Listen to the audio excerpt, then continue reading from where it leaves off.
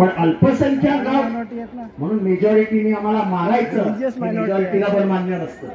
आम्ही मेजॉरिटीमध्ये आम्ही वाढू शकत नाही.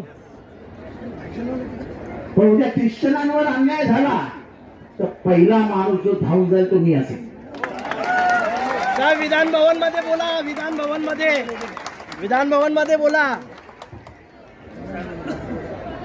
7 आमदारांनी सांगितलं, कोणीच बोलला नाहीये.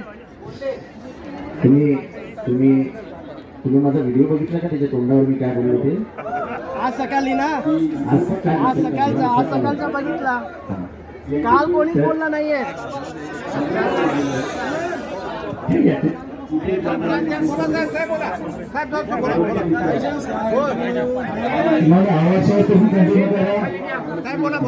किसी को भी डिस्टर्ब मत करना प्लीज.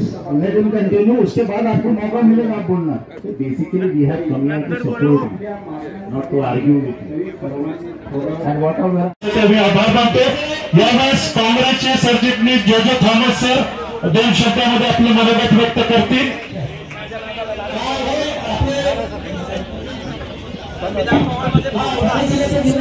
उपस्थित कार्यक्रम उपस्थित.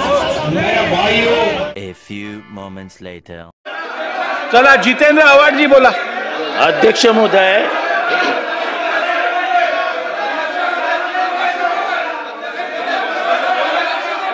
अरे नहीं बोलेगा. अध्यक्ष महोदय, चला. मुख्यमंत्री महोदय, आपण जे म्हणालात मुसलमानांमध्ये कास्टिझम आहे, ओबीसी आहे ना, शेड्यूल कास्ट आहे. ख्रिश्चनांमध्ये शेड्यूल ट्राईब आहे असं नाही आहे. आदिवासी ख्रिश्चन आहेत, आदिवासी एससी मुसलमान आहेत, एससी ख्रिश्चन आहेत, ओबीसी मुसलमान आहेत. त्यामुळे हे विधान चुकीचं होईल.